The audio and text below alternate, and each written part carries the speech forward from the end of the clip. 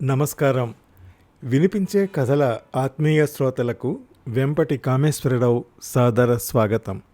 ఈనాటి 796వ వినిపించే కథ వికే 796 శ్రీమతి మణి గోవిందరాజుల గారి కథ.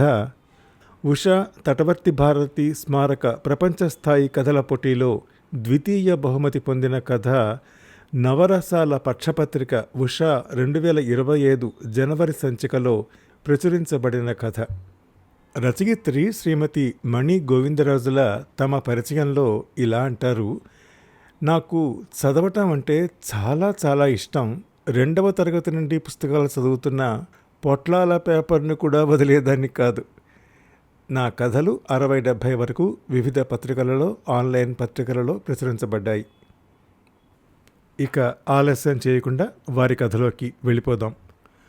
హైదరాబాదు నుండి విశాఖపట్నం వెళ్ళే గోదావరి ఎక్స్ప్రెస్ మరికొద్దిసేపట్లో బయలుదేరడానికి సిద్ధంగా ఉన్నది.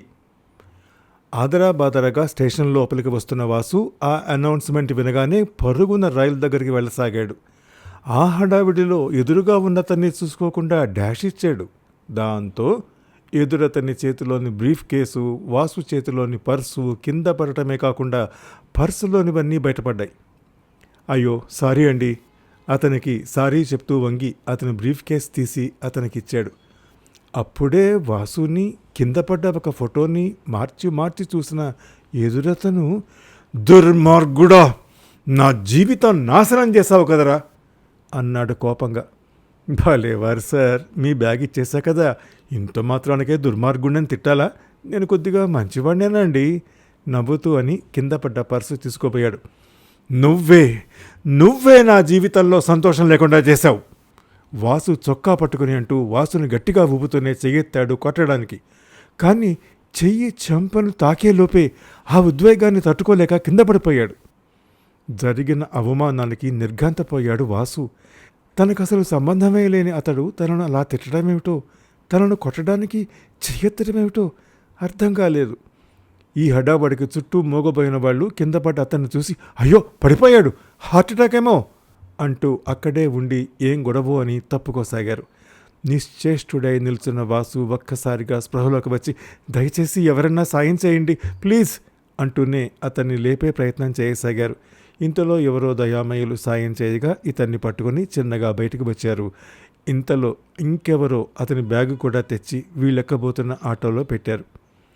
అందరూ వెళ్ళిపోగా ఆటోలో అతని తల ఒళ్ళో పెట్టుకుని కూర్చున్న వాసు, బాబు దగ్గరలో ఉన్న ఏదో ఒక హాస్పిటల్కి తీసుకెళ్ళు అన్నాడు. హాస్పిటల్ ఎమర్జెన్సీకి వెళ్ళగానే అక్కడి స్టాఫ్ వెంటనే అటెండ్ అయి స్ట్రెచర్ మీద లోపలికి తీసుకువెళ్తూ, వివరాలు రిసెప్షన్లో ఇచ్చి ఫీజు కట్టండి అని చెప్పారు. తెల్ల మొహం వేశాడు వాసు. తనకేమీ అతని గురించి తెలీదు కదా అని అప్పుడు గుర్తొచ్చింది. అతని బ్రీఫ్ కేస్ తన దగ్గరే ఉన్నదని ఓపెన్ చేస్తే వివరాలు తెలుస్తాయి కదా అని తెరిచాడు. ఆఫీస్ కాగితాలతో పాటు విజిటింగ్ కార్డ్స్, క్యాష్ 2000 కట్టలు 2 కనపడ్డాయి. కార్డు మీద Shyam Sundar, manager, bank of Maharashtra అని ఉంది. కింద ల్యాండ్లైన్ నంబర్ కనబడగానే హమ్మయ్య అనుకున్నాడు. వెంటనే రిసెప్షన్లో ఆ వివరాలు ఇచ్చి కట్టమన్న డబ్బు తన క్రెడిట్ కార్డుతో కట్టేశాడు. తన మొబైల్ ఓపెన్ చేసి ల్యాండ్లైన్కి చేశాడు. హలో, ఎవరండి? అవతలి స్వరం వినగానే ఎక్కడో విన్నట్లుగా ఉన్నదే అనుకున్నాడు. హలో, మాట్లాడరేమండి? ఏవో ఆత్మీయ తరంగాలు పంపిస్తున్నట్టుగా. నా పేరు వాసు అండి. మీ వారి పేరు శ్యామ్ సుందరే కదా అడిగాడు. అవునండి, ఏమైంది మా వారికి? కంగారు ధ్వనించింది ఆమె కంఠంలో. కంగారు పడకండి, రైల్వే స్టేషన్లో కళ్ళు తిరిగి పడిపోయారు. తీసుకొచ్చి ఇక్కడ హాస్పిటల్లో జాయిన్ చేశాను.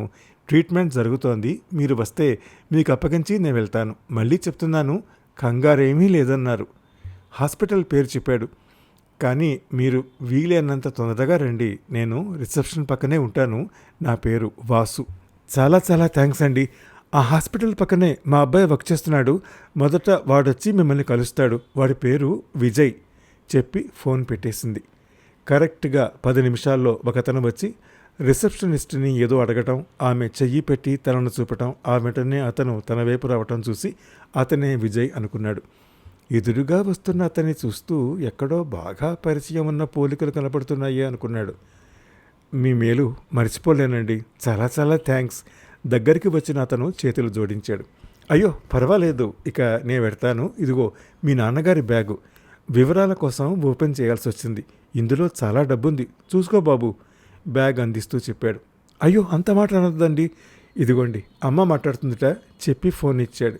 ఫోన్లో ఆమె మరీ ధన్యవాదాలు చెప్పి, తప్పకుండా మా ఇంటికి మీరు ఒకసారి రావాలండి, అడ్రస్సు మా వాడిస్తాడు ఆహ్వానించి ఫోన్ పెట్టేసింది. మళ్ళీ అదే భావన, ఏదో గౌరవ భావం ఆ స్వరం వినగానే తల విదిలించాడు. తన నెంబరు విజయ్కిచ్చి విజయ్ నంబరు తాను తీసుకుని వెళ్ళిపోయాడు వాసు. తర్వాత విజయ్ ఫోన్ చేసి చెప్పాడు తండ్రికి ఆ రోజు 2 స్టెంట్స్ వేశారని, సమయానికి వైద్య సహాయం అందించి తమకెంతో మేలు చేశారని తన కృతజ్ఞతలు తెలియజేశాడు. ఈసారి వచ్చినప్పుడు తప్పకుండా తమ ఆతిథ్యం తీసుకోవాలని మరీ కోరాడు. స్టెంట్స్ వేశారనగానే తన బాధ్యత లేకుండానే పరోక్షంగా తాను ఆ అనారోగ్యానికి కారణమైనందుకు బాధపడ్డాడు వాసు. ఆ రోజు జరిగినదేమీ విజయ్తో అనలేదు. ఆ ఇంటికి వెళ్ళి వాళ్ళెవరో చూడాలని, తనను చూడగానే అతనికి ఎందుకు అంత కోపంగా ప్రవర్తించాడో తెలుసుకోవాలని కుతూహలం ఉన్నా, ఆ పరిస్థితుల్లో తాను వెడితే ఏమవుతుందో అన్న భయంతో వాళ్ళు ఎన్నిసార్లు రమ్మని పిలిచినా, ఆ తర్వాత చాలాసార్లు ఆఫీసు పని మీద హైదరాబాద్ వచ్చినా వాళ్ళ ఆహ్వానాన్ని మన్నించలేదు. చూస్తుండగానే ఏడాది గడిచింది. ఆ రోజు హైదరాబాద్ వచ్చిన వాసు ఈసారి ఇంకా ఆగలేకపోయాడు. విజయ్కి ఫోన్ చేసి తాను వారింటికి వద్దామని అనుకున్న సంగతి చెప్పాడు. చాలా సంతోషపడిపోయాడు విజయ్. తానే స్వయంగా ఇంటికి తీసుకుని వెళ్తానన్నాడు. వద్దని ఆఫీస్ పని అయ్యాక సాయంకాలం 4 గంటలప్పుడు సైనిక్పురిలోని వారి ఇండిపెండెంట్ ఇంటికి వెళ్ళాడు వాసు. గేటు తీసుకుని లోపలికి వెళ్తుంటే పూలవనం పలకరించింది. ఎంత బాగున్నాయో! గులాబీలు, చామంతులు, దాలియాలు అన్నీ చూసి అనుకున్నాడు. గార్డెన్ దాటి లోపలికి వెళ్ళాక మెయిన్ హాల్ తలుపు తీసే ఉంది. ఆ రోజు స్టేషన్లో చూసినతనే దీక్షగా టీవీ చూస్తున్నాడు. తలుపు మీద చిన్నగా వేలితో కొట్టాడు. ఆ చప్పుడుకి ఇటు చూసిన అతను వాసుని చూడగానే ఒక్కసారిగా లేచి నిలబడ్డాడు. దౌర్భాగ్యుడా! ఇంకా ఉన్నానా లేదా అని చూడటానికి వచ్చావా? ఎందుకురా నా జీవితంలో ఆటలాడుకుంటున్నావు? Get out! దగ్గరికి వచ్చి ఛాతీ మీద చెయ్యేసి నెట్టాడు. గుమ్మాన్ని పట్టుకుని నిలదొక్కున్న వాసు, సార్ ఆవేశపడకండి, రిలాక్స్, అలా కూర్చోండి. నిన్ను ఒక్క క్షణం కూడా నేను భరించలేను, వెళ్తావా? నన్నే వెళ్ళమంటావా? గట్టిగా అరిచాడు. ఆ అరుపులకు అప్పుడే గేటు తీసుకుని లోపలికి అడుగు పెడుతున్న విజయ్ పరుగున లోపలికి వచ్చి వాసుని చూసి, మీరా సార్, లోపలికి వెళ్దానండి అని పిలిచాడు మర్యాదగా. ఆ నీచుడు లోపలికి అడుగు పెట్టడానికి వీల్లేదు, కంగుమంటున్న కంఠంతో ఆజ్ఞాపించాడు శ్యామ్ సుందర్. తండ్రి మాటలకు ఆశ్చర్యపోయిన విజయ్ ఏదో అనబోయాడు. అదే సమయానికి పెరట్లో చెట్లకు నీళ్లు పెడుతున్న జానకి ఇంట్లో ఏదో గొడవ జరుగుతున్నదనిపించి పరుగున లోపలికి వచ్చి ఎదురుగా వాసుని చూసి సర్పద్రష్టలా ఆగిపోయింది. సార్, నేను మర్యాదగా వాక్యం పూర్తి చేయకముందే లోపలికి వచ్చిన జానకిని చూసి సంభ్రమాశ్చర్యాలకు లోనయ్యాడు వాసు. అమ్మా, మీరేనా? ఇన్నాళ్లకు నా భాగ్యం పండింది అంటూనే వెళ్ళి జానకి కాళ్ల మీద పడిపోయాడు. రాస్కెల్, చేసిందంతా చేసి ఇప్పుడు కాళ్ల మీద పడుతున్నావా? మీదకు వస్తూ అన్నాడు శ్యామ్ సుందర్. సార్, మీరేమంటున్నారో నాకు అర్థం కావడం లేదు. చెప్పాలా? కాశ్మీర్లో మీ ఇద్దరూ కలిసి ఏం చేశారో గుర్తు లేదా? అప్పుడు కులికిన కులుకుడు సరిపోలేదనా మళ్ళీ వచ్చావు? పూర్తిగా కంట్రోల్ తప్పిపోయాడు శ్యామ్. 25 ఏళ్లుగా అణచుకున్న కోపం, అసహ్యం, ఆవేశం దానికి కారణమైన వ్యక్తిని చూడగానే ముచితానుచితాలు మరిచేటట్లుగా చేశాయి. ఎదురుగా కొడుకు ఉన్న సంగతి కూడా ధ్యాసలో లేకపోయింది. జరుగుతున్నదంతా చూస్తున్న విజయ్కి చిన్నప్పటి నుండి అందరూ తల్లిదండ్రులలాగా తమ పేరెంట్స్ ఎందుకు ఉండరో అన్న ప్రశ్నకు సమాధానం చూచాయగా తెలిసినట్లు అనిపించింది. ఆ మాటలు వినగానే ఒళ్లంతా కంపించిపోయింది వాసుకి. వినకూడని అసహ్యకరమైన భాష ఏదో విన్నట్టుగా చెవులు 2 మూసుకున్నాడు. ఏహ్యంగా చూశాడు శ్యామ్ సుందర్ వైపు. ఇంకొక్క మాట మాట్లాడినా నేను సహించను. నన్నేమన్నా ఊరుకుంటున్నాను కదా అని ఆ తల్లినంటే ఊరుకోను. సీతమ్మ తల్లి వంటి ఈ అమ్మన మీరు అంత మాట అంటున్నారు? నన్ను పసిబిడ్డలా చూసి కాపాడిన ఈ దేవతన మీరంత మాట అంటున్నారు? ఏమీ తెలుసునని మీరలా అనగలుగుతున్నారు? తప్పండి. కళ్ళల్లో నీరు కారుతుండగా అన్నాడు. అప్పటికి చల్లబడలేదు శ్యామ్ సుందర్. నేను చూశాను మీ ఇద్దరి ఫోటోలు. మీ ఇద్దరు చిచి చెప్పడానికి చాలా అసహ్యంగా ఉంది చీత్కరించాడు. ఫోటోలా? మీరు చూశారా? నిర్ఘాంతపోయాడు. జానకి కూడా ఆశ్చర్యంగా చూసింది వాసువైపు. ఏదో అర్థమైనట్టుగా తల పంకించాడు. సార్, మీరు కూర్చోండి, నేను అన్నీ వివరంగా చెప్తాను అనునయంగా అంటూ అతన్ని కూర్చోబెట్టబోయాడు. ఖబర్దార్, డోంట్ టచ్ మీ. ఏదీ వినే అవసరం లేదు. First you get out from my house. ఈ క్షణమే నువ్వు వెళ్ళకపోతే నిన్నేం చేస్తానో నాకే తెలియదు. ఎన్నో నిద్రలేని రాత్రుల ఫ్రస్ట్రేషన్ అంతా చూపిస్తూ అన్నాడు. వినాలి, మీరంతా వినాలి. ఆవేశంగా ముందుకు వచ్చింది జానకి. మీరడిగిన ప్రశ్నకు సమాధానం ఇతడు. ఆ సమాధానం మీరు తెలుసుకుని తీరాలి. ఇన్నేళ్లుగా మీ మనసులో పేరుకున్న కుళ్ళు పోవాలంటే, ఇన్నేళ్లుగా నేను భరించలేకపోతున్న మీ దగ్గర నుండి వచ్చే ఆ దుర్వాసన పోవాలంటే మీరు విని తీరాలి. ఇప్పుడు మీరు అన్న మాటల్ని విన్నాక 25 ఏళ్లు నిండిన కొడుకు మనసులో ఏర్పడే విషవృక్షం మొదలంటా పోవాలంటే, తన తల్లి ఎలాంటిదో తెలుసుకుని తీరాలంటే వాడు విని తీరాలి. మీరు చేసిన తప్పు ఆ కొడుకు విని తీరాలి. కూర్చోండి, గర్జించింది జానకి. 25 ఏళ్లుగా మనం ఒకే ఇంట్లో కలిసి ఉన్న మన మధ్య దూరం 1000 మైళ్ళు ఉంది. నేనొక పని మనిషిలా, వంట మనిషిలా ఇన్నాళ్ళు బతికిన బతుకు చరమగీతం పాడాలి అంటే మీరు విని తీరాలి. దుఃఖం ముంచుకొచ్చింది జానకి. అంత ఆవేశాన్ని చూసిన శ్యామ్ సుందర్ భయపడిపోయాడు. ఏమీ మాట్లాడలేక వెనక్కి వెనక్కి జరిగి కుర్చీలో కూర్చుండిపోయాడు. తల్లి, తండ్రి, ఆ వచ్చిన వ్యక్తి మధ్య జరుగుతున్న ఆ సంభాషణ ఏదో చెప్పినట్లు అనిపిస్తున్నా ఏం చెయ్యాలో అర్థం కానట్లుగా నిల్చున్నాడు విజయ్. లవకుశులను రాముడికి అప్పగించాక సీతమ్మ తల్లిలో కనపడ్డ ఆవేశం, ఆవేదన, దుఃఖం జానకిలో చూస్తున్నట్లు అనిపించింది వాసుకి. ఒకసారి గతంలోకి వెడితే, ఏమండి, మన స్థితి కూడా ఆలోచించుకోవాలి. చలి ప్రదేశం. ఇప్పుడు ఈ పరిస్థితుల్లో కాశ్మీర్ ప్రయాణం అంటే చాలా ఖర్చుతో కూడుకున్న పని. విజయ్ చంటిపిల్లాడు, పాలు తాగుతున్నాడు. ప్రయాణంలో ఎక్కడ పడితే అక్కడ పాలు ఇవ్వలేను. కావాలంటే మీరు వెళ్ళండి, నేను రాను. అసహనంగా చూశాడు శ్యామ్ సుందర్. జానకి, నేను కూడా అదే చెప్తున్నాను. మన స్థితి కూడా ఆలోచించుకోవాలి. మధ్యతరగతి వాళ్ళం. ఇంత ప్రయాణం మనంగా పర్మిషన్ అవి తెచ్చుకుని కాశ్మీర్ చూడలేం. అన్నీ మా స్నేహితుడే చూసుకుంటానన్నాడు. ఫ్లైట్ టికెట్స్ కూడా వాడే తీసుకుంటా అన్నాడు. మనకు కుదిరినప్పుడు ఇవ్వచ్చు. అక్కడ గెస్ట్ హౌస్ అది వాళ్ళే ఏర్పాటు చేస్తున్నారు.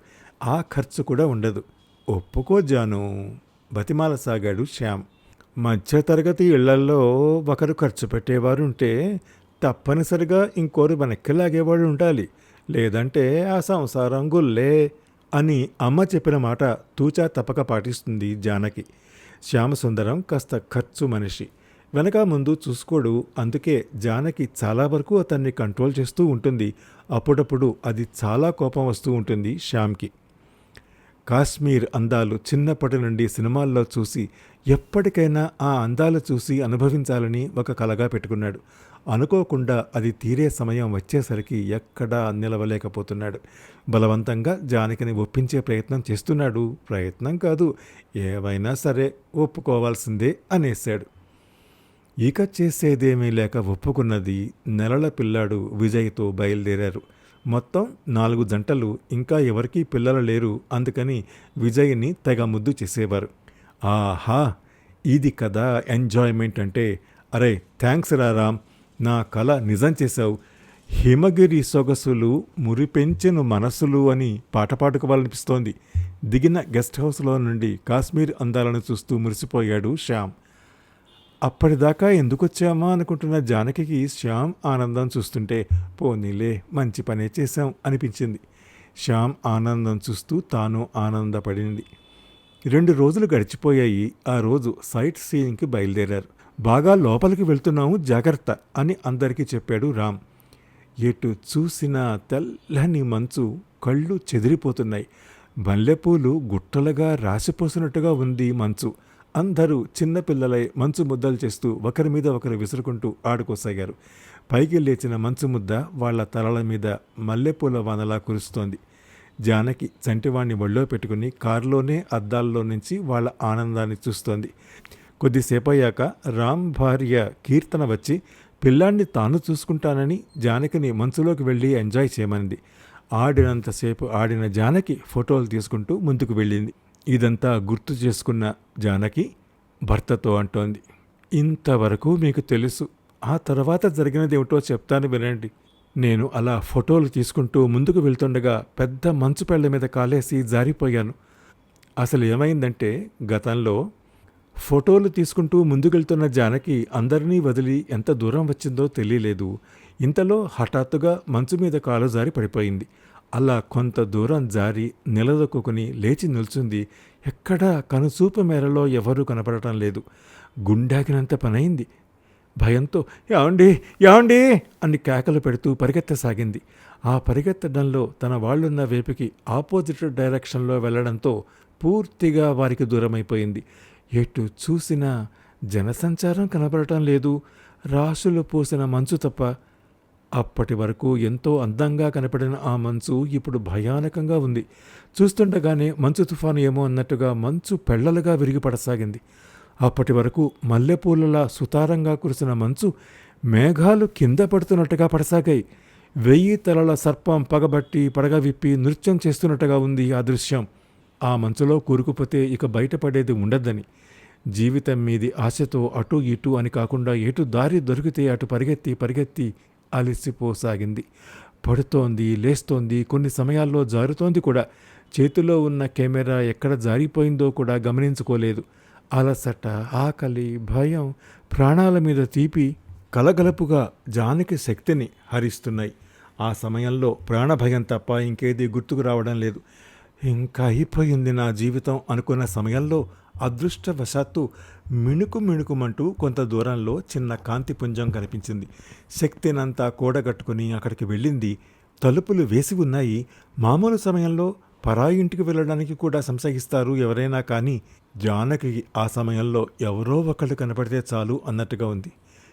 ఎవరండి ఎవరండి లోపల, ప్లీజ్ ఓపెన్ ద డోర్ అంటూ గట్టిగా తలుపులను కొట్టబోయేసరికి వాటంతా అవే తెరుచుకున్నాయి. భయంగా లోపల అడుగుపెట్టింది. ఒక్కటే చెక్కల గది. దూరానికి చిన్నగా కనిపించిన లైటు చాలా కాంతివంతమైనది. లోపల ఎవరూ లేరు. ఎవరన్నా వస్తారేమో అని అటూ ఇటూ చూసింది, కానీ ఎవరూ రాలేదు. చలి కాస్త తగ్గింది. అమ్మయ్య అనుకుని తలుపులు వేసింది. ఫోటోలు తీసుకుంటూ బ్యాగ్ను జంఝంలాగా వేసుకోవటం వల్ల ఎక్కడా పడిపోలేదు. మెళ్ళో వేలాడుతున్న బ్యాగు తీసి పక్కన పడేసింది. గోడకు ఆనుకుని ముడుచుకుని కూర్చుంది. జీన్స్ ప్యాంట్, కుర్తీ పైన స్వెట్టర్ చలి నుండి కొద్దిగా రక్షణ కల్పిస్తున్నాయి. మడిచి బ్యాగులో పెట్టిన చున్నీ తీసి తల చుట్టూ కప్పుకున్నది. ఆర్మీ వాళ్ళ క్యాంప్ హాల్ ఏమో అనుకున్నది చుట్టూ చూస్తూ. మొత్తం ఖాళీ రూమ్. లైట్ మాత్రం చక్కగా వెలుగుతూ ధైర్యాన్ని ఇస్తోంది. ఇక్కడ ఈ రూమ్ ఎందుకున్నదో అనుకున్నది. సరే, ఎందుకు ఉన్నా ఈ క్షణం తన ప్రాణాలు కాపాడింది అనుకుంది. అప్పటి వరకు ఉన్న భయం, చలి తగ్గేసరికి కొడుకు గుర్తొచ్చాడు. చేతికి ఉన్న వాచిలో సమయం చూసుకుందాం అనుకునేసరికి కనబడలేదు. ఎక్కడో పడిపోయింది. బయట జరిగే బీభత్సానికి ఎప్పుడో ఆ చెక్కల ఇల్లు కూలిపోతుందేమో, అప్పుడు నేను ఇందులో కూరుకుపోతే కనీసం నా శవం కూడా దొరకదు వీళ్ళకి అనుకుంది దిగాలుగా. సుమారు 4 గంటలు దాటి ఉంటుంది తాను తన వాళ్లతో విడిబడి. చంటివాడికి ఆఖరుగా పాలుపట్టి కనీసం 5 గంటలు దాటింది. కారు దిగే ముందు వాడు నిద్రపోతున్నాడు. ఆకలికి ఎంత అల్లాడిపోతున్నాడో చిన్ని తండ్రి. ఆకలేస్తే గుక్క పట్టేస్తాడు. తలుసుకోగానే హృదయం బరువైంది. ఛాతీలో పోట్లు మొదలయ్యాయి. తల్లి కనపడక ఎంత కక్కటిల్లిపోతున్నాడో, పాల కోసం ఎంత తడుముకుంటున్నాడో నా బంగారు తండ్రి. పుట్టింది మొదలు 1 గంట కూడా వదిలి ఉండలేదు. ఇక్కడికి వచ్చేటప్పుడు కూడా పిల్లాన్ని అమ్మ వాళ్ళ దగ్గర వదిలి వద్దాం అన్నాడు. తానే ఒప్పుకోలేదు. తల్లి పాలు తాగే పిల్లాన్ని వదిలి రావడానికి మనసు సుతరాము ఒప్పుకోలేదు. కాశ్మీర్ వచ్చాక శ్యామ్ సంబరాన్ని చూసి మంచిదే అయింది రావటం అనుకున్న సంతోషం కాస్త వద్దంటున్నా తీసుకువచ్చాడని ఇప్పుడు కోపంగా మారింది. పాలు తాగే పసివాడు మదిలోకి రాగానే కోపం కాస్త ఏడుపుగా మారింది. మోకాళ్లలో తల దూర్చి పెద్దగా ఏడవసాగింది.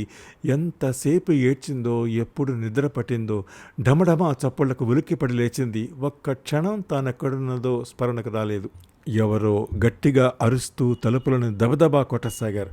ఆ స్వరాన్ని బట్టి మగవాడు అని అర్థం కాగానే తలుపు తీయటానికి భయపడింది. నిశ్శబ్దంగా అలానే ఉండిపోయింది. అవతలి వాళ్ళు, ప్లీజ్ తలుపు తీయండి, చలిని తట్టుకోలేకపోతున్నాను, ప్లీజ్ సేవ్ మీ అంటూ హిందీలో ప్రాధేయపడసాగాడు. ఇక ఆగలేకపోయింది. ఎవరైనా కానీ తనలాంటి ఆపదే వాళ్ళను చుట్టుముట్టింది అనుకుని గభాలను వెళ్ళి తలుపు తెరిచింది. తెరవడం ఆలస్యం. ఒక యువకుడు 25 ఏళ్ళు ఉంటాయేమో లోపలికి వస్తూనే స్పృహ తప్పినట్లుగా పడిపోయాడు. ఒక్క క్షణం అర్థం కాలేదు ఏం చెయ్యాలో. ఆకాశపట్లోనే తెరిచిన గుమ్మాల్లో నుండి భీకరమైన చలిగాలి జయ్యమన్న శబ్దంతో లోపలికి వచ్చింది. అతనేమో గుమ్మానికి అడ్డంగా పడిపోయాడు. ఆ చలికి తట్టుకోలేక అతని దగ్గరకు వెళ్ళి, లోపలికి వచ్చి తలుపేయండి గట్టిగా అరిచి చెప్పింది. కానీ అతనిలో చలనం లేదు. ఇంకొద్ది దగ్గరగా వెళ్ళి చూసింది. స్పృహ తప్పినట్లుగా ఉన్నా బాగా మురుగుతున్నాడు. చలి క్షణానికి ఎక్కువవుతోంది. ఆపదలో ధైర్యం, బలం అవే వస్తాయేమో. అతన్ని 2 భుజాల కింద చేతులు పెట్టి లోపలికి లాగి తలుపేసి ఆయాస పడుతూ కళ్ళు మూసుకుని కూర్చుండిపోయింది. అతని నుండి ప్రమాదం ఏమీ లేదని అర్థమయ్యాక రిలాక్స్ అయింది. అప్పుడు ఆకలి గుర్తుకొచ్చింది. బ్యాగ్ ఓపెన్ చేస్తే ఖాళీ లేస్ ప్యాకెట్ వెక్కిరించింది. ఇంకా లోపలికి చూస్తే 4 బిస్కెట్లు కనబడ్డాయి. 2 తాను తిని 2 ఆ అబ్బాయి లేచినప్పుడు పెడదాంలే అని కళ్ళు మూసుకుంది. ఏం చేస్తున్నా పిల్లలు మనసును అతలాకుతలం చేస్తున్నారు. మాగన్నుగా నిద్రపడుతుండగా అమ్మా కొడుకు అమ్మా అన్నట్లు వినిపించి ఉలిక్కిపడి కళ్ళు తెరిచింది. మూలుగుతున్నాడు అతను. పొట్ట దగ్గరికి కాళ్ళు తెచ్చుకుని కడుపు చేత్తో పట్టుకుని ఆకలి, అబ్బా, నొప్పి అంటున్నాడు. తన దగ్గర ఉన్న బిస్కెట్లు తీసుకెళ్ళి నోటి దగ్గర పెట్టింది. అలాగే పడిపోయాడు. కానీ నోరు తెరవలేదు. ఏం చెయ్యాలో అర్థం కాలేదు. కానీ మూలుగుతూనే ఉన్నాడు. అప్పుడు చూసింది. తల వెనక పగిలిందేమో, రక్తం కారుతోంది. మంకీ క్యాప్ ఉండడంతో మొదలు కనపడలేదు. అయ్యో పాపం అనుకుని క్యాప్ తీసేసి తన బ్యాగులో ఎప్పుడూ ఉంచుకునే బోరోప్లస్ రాసింది. ఆ తర్వాత తన చున్నీ బిగించి కట్టింది. ఆకలింటున్నాడే పాపం అనుకుని తన పిల్లాడి కోసం పెట్టుకున్న పాలసీసా తీసి చూసింది. కలేవు అందులో. అతను మటుకు మూలుగుతూనే మెలికలు తిరుగుతున్నాడు. చిన్నప్పుడు డొక్కల్లో నొప్పి అనగానే ఆకలిస్తోందేమో కన్నా ఏదన్నా తిను అనేది అమ్మ. ఇతనికి ఆకలి వేస్తున్నదేమో పాపం. అతన్ని నిశ్చితంగా గమనించింది. తనకంటే ఎక్కువసేపు ఉన్నాడేమో మనసులో వణికిపోతున్నాడు. ఆకలికి చలికి వణికిపోతున్న అతన్ని చూస్తుంటే జాలి వేస్తోంది. కానీ ఈ పరిస్థితుల్లో తానేం చేయగలదు? స్పృహలో ఉంటే ఆ ఒక్క ముక్క తినేవాడేమో. తనకు కూడా ఆకలి వేస్తున్న స్త్రీలకు సహజంగా ఉండే ఆకలిని తట్టుకునే స్వభావం వల్ల అది బాధించటం లేదు. అమ్మా అమ్మా అమ్మా అని ఆ యువకుడు మూలుగుతున్నప్పుడల్లా బిడ్డడు పిలుస్తున్నట్టే అనిపించింది. మాతృత్వ భావనతో ఎద పొంగుతోంది. అప్పటికి బిడ్డను వదిలి 10 గంటలు దాటిందేమో. ఛాతీలో సలపరం మొదలైంది. కుర్తీ ఛాతీ భాగం అంతా తడిసిపోయింది. అంతవరకు ఆ యువకుడి అరుపులు ఎక్కువయ్యాయి. అసలే తుఫాను హోరు తోచనివ్వడం లేదు. దానికి తోడు ఆ యువకుడి అరుపులు భయం కలుపుతున్నాయి. అమ్మో, ఇప్పుడు తనకి ఏమన్నా అయితే ఆ ఆలోచన గుండె దడ పుట్టించింది. సినిమాల్లో చూసింది గుర్తొచ్చింది. అతనికి దగ్గరగా జరిగి కాళ్ళ దగ్గర మోకాళ్ళ మీద వంగి కూర్చొని పాదాలను పట్టుకుని గట్టిగా రుద్దసాగింది.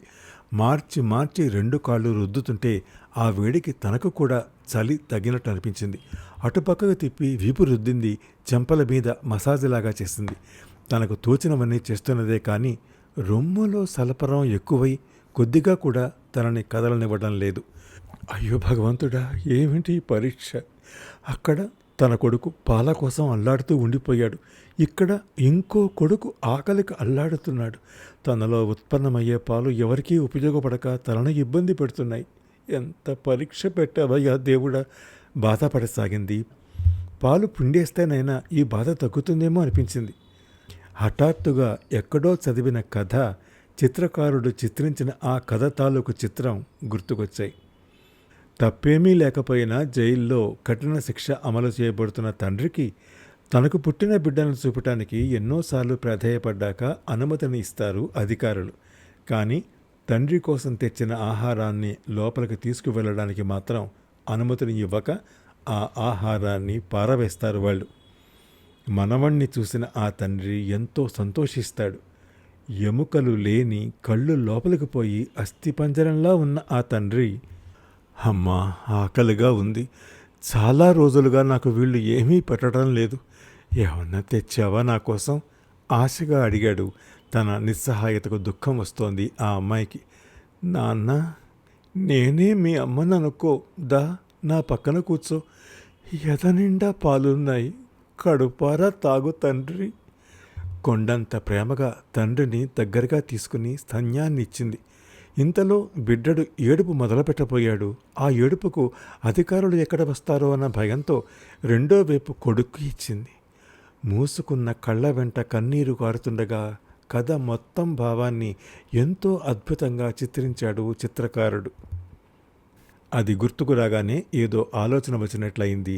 బ్యాగులో పాల సీసా తీసి గోడవైపు తిరిగి దాని నిండా పాలు తీసింది. స్త్రీలకు అది బై డిఫాల్ట్ చర్య. ఎవరూ లేకున్నా ఏదో ఒకవైపు దాపు చేసుకోవటం. అయినా కూడా అసలు అక్కడ యవ్వనంలో ఉన్న యువకుడు ఉన్నాడనే ఆలోచన కూడా మనసులోకి రావడం లేదు.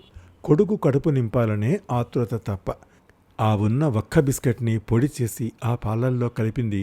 పీక కన్నం పెద్దది చేసింది. ఆ యువకుడి తల కొద్దిగా ఎత్తి బలవంతాన నోరు విడదీసి ఆ సీసా నోట్లో పెట్టింది. పాల రుచి నోటికి తగలగానే పొత్తిళ్లలో తాగిన తల్లి స్పర్శ గుర్తొచ్చిందేమో. తల అటూ ఇటూ తిప్పుతున్న వాడల్లా ఆపగా ఆ పాలన్నీ తాగేశాడు. సీసా బయటకు తీసి అచ్చం కొడుకు పెదవులు తుడిచినట్లే వేలితో తుడిచింది. కడుపు నిండి ఒంటికి వెచ్చదనం రావడం వల్ల ఏమో ఇక ఎటూ కదలక హాయిగా నిద్రపోయాడు. బిడ్డ కడుపు నిండితే తల్లి కడుపు నిండినట్లే పోట్లు కూడా తగ్గాయి. జానకికి కూడా నిద్ర పట్టేసింది. అమ్మా, అమ్మా, పిలుపుకి మెలకువ వచ్చింది జానకికి.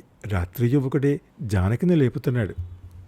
ఒక్క క్షణం ఎక్కడున్నానా అనుకుని తటాలున రాత్రి జరిగిందంతా గుర్తుకొచ్చింది. ఇప్పుడు ఒక యువకుడితో తాను ఉన్నానన్న స్పృహ కలిగింది. అతడు ఎలాంటివాడో అన్న భయం మొదలైంది. ఆకలిగున్న మృగాల రాజ్యం ఎవరికి ఏ ఆలోచన తెస్తుందో అన్న ఆలోచన ఆ క్షణంలో కలిగాయి జానకికి. అమ్మా, తెల్లవారింది, లేవండి, మనం బయటికి వెళ్తే ఎవరన్నా రెస్క్యూ టీం వాళ్ళు కనబడతారు. అతని వినయపూర్వక మాటలు విన్నాక ధైర్యం కలిగింది జానకికి. బయటకు చూసింది. రాత్రివేళ ఉత్పాతాన్ని సృష్టించిన మంచు కనిపించినంత మేర తెల్ల తివాచీ పరిచినట్లుగా ఉంది. పార్వతీ పరమేశ్వరుల కళ్యాణానికి ఆహ్వానం పలుకుతున్నట్లుగా హిమగిరి సొగసులను పంచుతోంది. సడన్గా అతను వెనక్కి తిరిగి జానకి కాళ్లకు దండం పెట్టాడు. అమ్మా, మీ అడ్రస్ ఇవ్వండి, ప్రాధేయపూర్వకంగా అడిగాడు. అర్థమైంది అతనికి ఏదో లీలగా తెలిసింది అని. వద్దు, మధ్య తరగతి వాళ్ళం, నన్ను ఇక్కడా ఎక్కడా కలవడానికి ప్రయత్నించవద్దు అని తలుపు తీసి బయటకు నడిచింది. నిన్నటి తుఫానంతా తగ్గి ఏమీ జరగనట్లే ఉంది వాతావరణం. నిన్నటి అలసట ఇవాళ బాగా తెలుస్తోంది. అడుగు తీసి అడుగు వేయలేనట్లుగా ఉంది. కొన్నిసార్లు జారి పడబోతుంటే ఆ యువకుడే ఆసరా ఇచ్చి పట్టుకుని నడిపించాడు. చాలా దూరం నడిచారు. నర సంచారం లేదు. ఎంతసేపు గడిచిందో ఇక పడిపోయే స్థితిలో రెస్క్యూ టీం వాళ్ళు కనబడ్డారు. వాళ్ళు క్షేమంగా గెస్ట్ హౌస్కు చేర్చి వివరాలు కనుక్కొని అప్పగించిపోయారు. కొడుకును చూడగానే అప్పటిదాకా నిబ్బరంగా ఉన్నదల్లా వాడిని దగ్గరకు తీసుకుని బిగ్గరగా ఏడ్చింది. ఈ గతాన్నంతా ట్రాన్స్లో ఉన్నట్లు చెప్పుకుపోయింది జానకి. ఎప్పుడు వచ్చారో వాసు జానకి కాళ్ళ దగ్గర కూర్చుని ఉన్నాడు. విజయ్ తల్లిని పొదివి పట్టుకుని ఉన్నాడు. ఇద్దరి కళ్ళలో నుండి ధారాపాతంగా కన్నీరు జాలుబారుతోంది. ఆ రోజు ఇది జరిగింది. మీకు ఇదంతా ముందే ఎందుకు చెప్పలేదంటారేమో.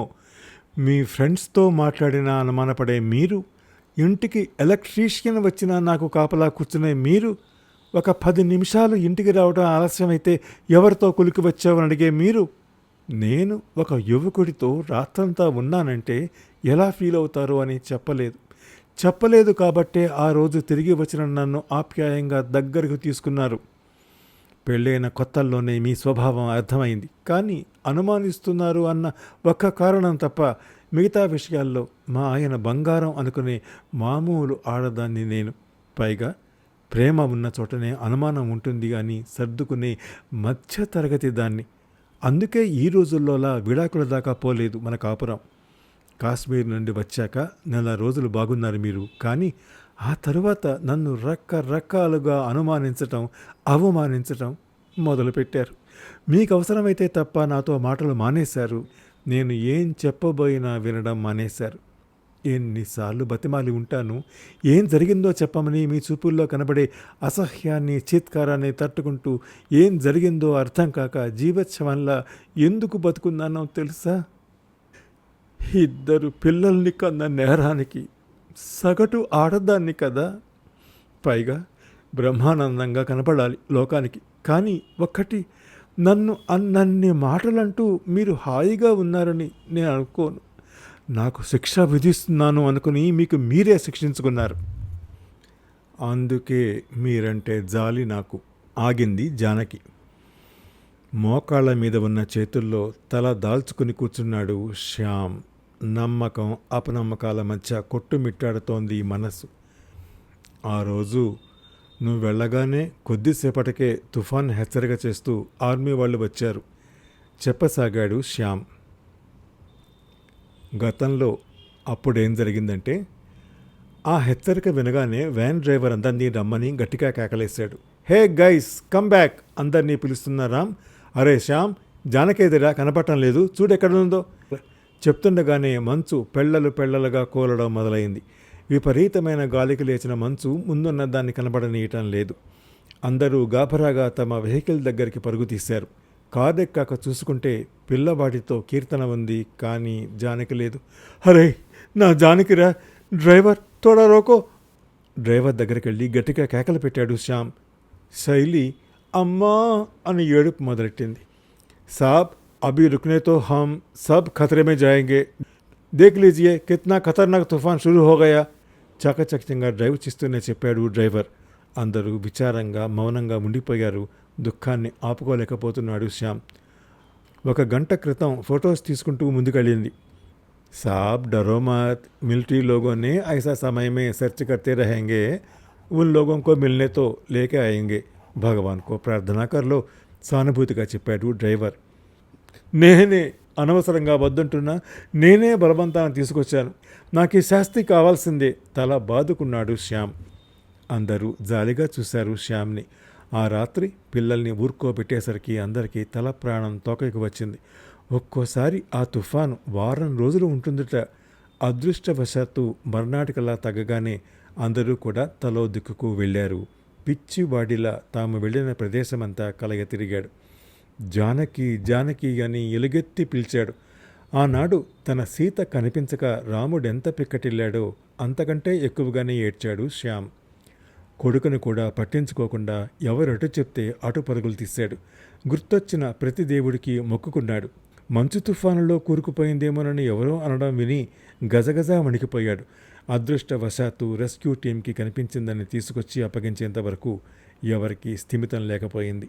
తన భార్య క్షేమంగా తిరిగి వచ్చినందుకు దేవుడికి వేల కృతజ్ఞతలు చెప్పుకున్నాడు శ్యామ్. ఆ తర్వాత మిగతా ట్రిప్ ఎంజాయ్ చేసి ఇళ్లకు చేరుకున్నారు. కాశ్మీర్ ట్రిప్ సంగతులు, జానకి తప్పిపోవడం అందరికీ ఒక అడ్వెంచర్ లాగా చెప్పుకున్నారు.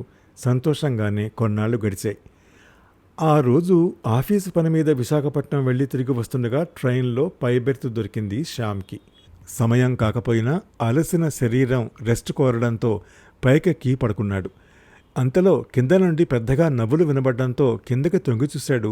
కింద కూర్చున్న యువకులు కొందరు కొన్ని ఫోటోలను చూస్తూ పెద్దగా నవ్వుకుంటున్నారు. ఏమిటా ఫోటోలు అని తొంగి చూశాడు. తాను చూసే సమయానికి వారి చేతిలో ఒక యువకుడి మీదికి వంగి కూర్చున్న యువతి ఫోటో ఉంది. ఒక పక్కన నుండి చెంపలు కనబడుతున్నాయి. ఆ చెంప మీద ఉన్న పెద్ద పుట్టుమచ్చ, ఆ పుట్టుమచ్చను దిష్టి చుక్క అనేవాడు తాను. వెనక నుండి చూసిన గుర్తుపట్టగల ఆ యువతి తన భార్యే.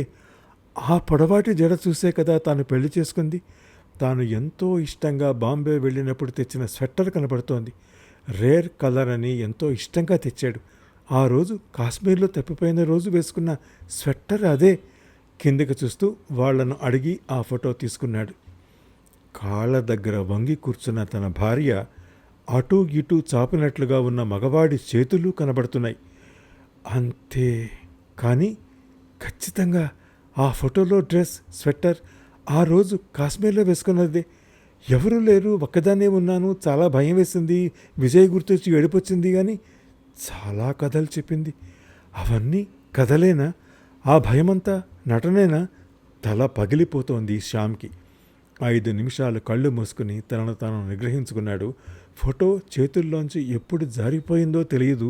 వాళ్లను ఆ ఫోటోలు అడుగుదామని చూసే లోపల రైలు ఆగడం, పోలోమంటూ ఆ యువకులంతా వెళ్ళిపోవటం జరిగింది. ఒక్క ఉదుటిన బెర్త్ దిగి డోర్ దగ్గరికి వెళ్ళేసరికి రైలు కదలడం, స్పీడ్ అందుకోవటం జరిగింది. ఇక అంతే. ఆ రోజు నుండి శ్యామ్కి మనశ్శాంతి కరువయ్యింది. భార్య పక్కకొస్తే ఆ యువకుడే కనపడేవాడు. మాట్లాడబోతే చెప్పేదంతా అబద్ధమే కదా అనిపించేది. ప్రేమగా మాట్లాడితే నటిస్తున్నది అని పళ్ళు నూరుకునేవాడు.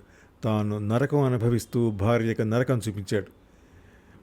ఆతృతగా వింటున్న వాసుతో, ఇది జరిగింది. ఈరోజు నీ పర్సులో నా భార్య ఫోటో చూడగానే ఆ యువకుడివి నువ్వే అని అర్థమైంది. నిన్ను చంపాలన్నంత కోపం వచ్చింది. అయ్యో, ఎంత పాపం జరిగింది నా వల్ల. నాకు తెలియకుండానే ఇంత జరిగింది. నన్ను క్షమించమ్మా. ఏడ్చేశాడు వాసు. ఆ రోజు ఏం జరిగిందంటే, ఒక్కడే కాశ్మీర్ విహారయాత్రకు వచ్చిన వాసుకి ప్రకృతి ఫోటోలు తీయడం అంటే చాలా సరదా. ఆ రోజు కూడా అలానే తీసుకుంటూ ఈ ఒక్క ఫోటో అంటూ చాలా దూరం వెళ్ళిపోయాడు. దారి తప్పాడు. అదంతా ఆర్మీ ఏరియా. పర్మిషన్ తీసుకుని మరీ ఒంటరిగా కెమెరా పట్టుకుని తిరగసాగాడు. అక్కడోటి ఆర్మీ వెహికల్స్ తప్ప ఏమీ కనపడటం లేదు. అప్పటికి ఆర్మీ వాళ్ళు వెళ్ళిపో అని హెచ్చరించారు. వాళ్లకు కనబడకుండా తిరుగుతూ కాలు మెలికపడి కింద పట్టంతో ఏదో రాయిలాంటిది తలకు కొట్టుకుని స్పృహ తప్పి పడిపోయాడు. అలా ఎంతసేపు ఉన్నాడో విపరీతమైన చలికి మెలకు వచ్చింది. చొక్కా మీదకు కారిన రక్తం గడ్డకట్టింది. తల పగిలిపోతోంది. సమయం ఎంతైందా అని చూస్తే డేటు మారిందని తెలిసింది. ఒక రోజల్లా ఇక్కడ పడున్నానా అనుకున్నాడు. ఆర్మీ వాళ్ళు చెప్పినప్పుడే తిరిగి వెళ్లాల్సింది అని పశ్చాత్తాపడ్డాడు. అప్పుడే తుఫాన్ ప్రారంభమైన సూచనగా మంచు గింగరాలు తిరుగుతూ ఆకాశంలోకి లేవసాగింది. వెంటనే లేచి పరుగు మొదలుపెట్టాడు. అంత ఇదిలోనూ మెళ్ళో వేళ్లాడుతున్న కెమెరాను జాగ్రత్తగా పట్టుకున్నాడు. ఆ పరుగులో ఆకలి, నీరసం కృంగదీస్తున్నాయి. పట్టుదలగా ఎవరో ఒకరు కనబడకపోతారా అని చూస్తుండగా దూరంగా లైట్ కనపడి బతుకు మీద ఆశను పెంచింది. పడుతూ లేస్తూ వెళ్తుండగా కింద పడ్డప్పుడల్లా తలకు ఏదో ఒకటి కొట్టుకుంటూనే ఉంది. గడ్డ కట్టిన చోటే మళ్ళీ తగలడంతో రక్తం కారసాగింది. ఫైనలీ ఎలాగో అక్కడికి చేరి తలుపు కొట్టడం, తాను లోపలికి వెళ్ళి పడిపోవటం వరకే గుర్తుంది. మర్నాడు లేచేసరికి ఎదురుగా ఒక స్త్రీమూర్తి గోడకు ఆనుకుని నిద్రపోతోంది. జరిగిందంతా గుర్తు తెచ్చుకుంటూ తల తడుముకుంటే కట్టు చేతికి తగిలింది. చిన్నగా తలుపు తెరిచి చూశాడు. ఇంకా చీకటిగా ఉంది. మళ్ళీ తలుపేస్తుండగా కెమెరా కాలికి తగిలింది. రాత్రి కింద పడ్డప్పుడు అది మెళ్ళోంచి బయటపడ్డట్టుంది అనుకుంటూ ఆమెకు నిద్రాభంగం కాకుండా కెమెరా ఓపెన్ చేసి చూడసాగాడు. చూస్తున్న కొద్దీ ఆశ్చర్యంతో కళ్ళు పెద్దవి కాసాగాయి. పూర్తయ్యేసరికి ఎదురుగా ఉన్న స్త్రీమూర్తి ఆకాశమంత ఎత్తుకు ఎదిగి దేవతలా కనబడసాగింది. ఒక స్త్రీ ఇలా కూడా చేయగలదా? ఈమె మాత్రమే ఇలా చేయగలదా? ఏ స్త్రీ అయినా ఇంతేనా? ఇంత ప్రేమ వాళ్ళ మనసుల్లో ఉంటుందా? స్వార్థం లేని సేవాభావం వాళ్ళ సొత్తా? మదర్ తెరెస్సా ఈ రూపంలో వచ్చిందా? పూర్తి స్త్రీ జాతి మీదే గౌరవం కలిగింది. కన్న కొడుకే కాక ఎవ్వరికైనా తల్లైన ఆమె ఎంత గొప్పవారు! ఆడాళ్ళు, మీకు జోహార్లు. తర్వాత కూర్చుని కెమెరాలోని ఫోటోలన్నీ డెలీట్ చేశాడు. గోడకు ఆనుకుని నిద్రపోతున్న ఫోటో మాత్రం డెలీట్ చేయలేకపోయాడు. ఇంతలో బాగా వెలుతురు వచ్చి వాతావరణం ప్రశాంతంగా కనపడసాగింది. అమ్మా, అమ్మా దగ్గరగా వెళ్ళి పిలిచాడు. ఉలిక్కి పడి లేచింది. అమ్మా, తెల్లవారింది, లేవండి. మనం బయటికి వెళ్తే ఎవరన్నా రెస్క్యూ టీం వాళ్ళు కనబడతారు అన్నాడు వాసు. ఆ మహిళ లేచి మౌనంగా అతన్ని అనుసరించింది. సడన్గా ఏదో తోచి వాసు వెనక్కి తిరిగి జానకి కాళ్ళకు దండం పెట్టాడు. అమ్మా, మీ అడ్రస్ ఇవ్వండి ప్రాధేయపూర్వకంగా అడిగాడు. వద్దు, మధ్యతరగతి వాళ్ళం, నన్ను ఇక్కడా ఎక్కడా కలవడానికి కూడా ప్రయత్నించవద్దు అని తలుపు తీసి బయటకు నడిచింది. పడుతూ లేస్తూ ఆమె నడుస్తుంటే వాసుకి చాలా బాధ అనిపించింది. కొన్ని చోట్ల పట్టుకుని నడిపించాడు. నిన్నటి రోజున ఎలా పరిగెత్తారో కానీ ఈరోజు అడుగు తీసి అడుగు వేయడానికే తనకి కష్టంగా ఉంది. ఆమెకెలా ఉందో పాపం అనుకున్నాడు. దాదాపు 5-6 గంటల వెదుకులాట తర్వాత రెస్క్యూ టీం వాళ్ళు కనబడ్డారు. మొదలు నన్ను దింపాకనే తనను దింపమని ఆమె అడిగింది. జరిగిన ఈ యథార్థాన్ని చెబుతూ వాసు, అది జరిగింది. ఆ రోజు కెమెరా కింద పడ్డప్పుడు ఆన్ అవ్వడం వల్ల ఆ రోజు జరిగిందంతా నిశ్శబ్దంగా ఫోటోలు తీసింది. హై అండ్ కెమెరా మంచి లైటింగ్ ఉండడంతో ఫోటోలు చాలా క్లారిటీగా వచ్చాయి. అన్నీ తీశాను అనుకున్నాను. మీరు చూసిన ఫోటో షఫుల్ అయి వెనక్కి వెళ్ళడం వల్ల నాకు కనపడలేదు. మా ఫ్రెండ్ అడిగితే నా కెమెరా వాడికిచ్చాను. వాడు తీసుకున్న ప్రింట్స్తో ఆ ఫోటో కూడా వచ్చింది. ఆ రోజే నేను వాడి దగ్గర నుండి ఆ ఫోటో తీసుకుని చింపేశాను. ఈ ఫోటో మటుకు లలితామ్మ వారి ఫోటోలానే పెట్టుకుని తిరుగుతున్నాను. త్రిమూర్తులకు పాలు పట్టిన అనసూయామాత ఈమె. ఈమెనా మీరు అనుమానించి జీవితం పాడు చేసుకున్నారు? అమ్మా, నన్ను క్షమించు. ఏ విధంగా నేను చేసిన తప్పు దిద్దుకోగలను? ఆ సంఘటన తర్వాత నాకు స్త్రీ జాతి మీద పెరిగిన గౌరవంతో ప్రతి స్త్రీలోనూ దేవతనే చూస్తున్నాను. కానీ ఏం చేసి నేను ఈ అపరాధం నుండి ముక్తి పొందగలను? అయ్యో, ఎంత పని జరిగింది! బాధపడసాగాడు వాసు. ఒక విధంగా నువ్వు స్టేషన్లో మా వారికి కలిసి నాకు చాలా మెయిల్ చేసావు. నా మీద పొజెసివ్ నేచర్తో ఉన్న వారికి చెప్పకపోతే తెలియదనుకున్నానే కానీ కథ ఇలా మలుపు తిరుగుతుందనుకోలేదు. అంతా విధి వ్రాత. కొన్నిటికి కారణాలుండవు. ఇందులో నీ తప్పేమీ లేదు. ఒకే సంఘటన ఒకరికి స్త్రీ మీద గౌరవం పోగొడితే ఇంకొకరికి గౌరవాన్ని పెంచింది. చిత్రంగా లేదు? శుష్కహాసం చేసింది జానకి. విజయ్కి అంతా కలలా ఉంది. తన తల్లిని చూస్తున్న కొద్దీ గర్వంగా ఉంది. ఇన్నాళ్ల నుండి మనసులో రేగే అగ్నిలాంటి బాధను ఉంచుకుని శాంతమూర్తిలా ఎలా ఉండగలిగింది? తనను ఎంత చక్కగా పెంచింది. తండ్రిని చూస్తుంటే అసహ్యించుకోవాలో జాలిపడాలో అర్థం కావడం లేదు. జాలే పడు విజయ్, ఆల్రెడీ శిక్ష అనుభవించారు. ఆశ్చర్యంగా చూశాడు తల్లిని. ఇంతలో నన్ను నన్ను క్షమించు జానకి, మగవాణ్ణి అనిపించుకున్నాను. నువ్వు ఏ శిక్ష విధించినా నేను సిద్ధంగా ఉన్నాను అన్నాడు శ్యామ్. ఇప్పటికిప్పుడు క్షమించు అనగానే ఇన్నాళ్ల వేదనను, నిద్రలేని రాత్రుల్ని నేను మర్చిపోలేను కదా. జీవితం ఇన్నాళ్ళు ఎలా ఉందో ఇప్పుడు అలానే ఉంటుంది. అన్నిటికీ కాలమే మందు చెప్పింది జానకి. కాలమే జానకి బాధాతప్త హృదయానికి నవనీతం పూయాలి. మనం కూడా వేచి చూద్దాం. 796వ వినిపించే కథ వికే 796, శ్రీమతి మణి గోవిందరాజుల గారి కథ.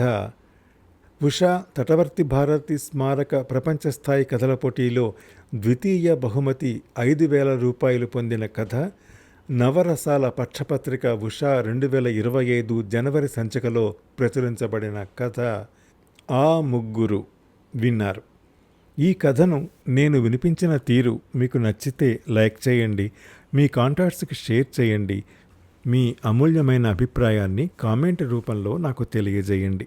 నా వినిపించే కథలు ఛానల్కి సబ్స్క్రైబ్ చేసి మీ ఆదరణ, అభిమానం, ప్రోత్సాహం అందిస్తూనే ఉండాలని మనవి చేస్తూ సెలవు తీసుకుంటున్న మీ వెంపటి కామేశ్వరరావు.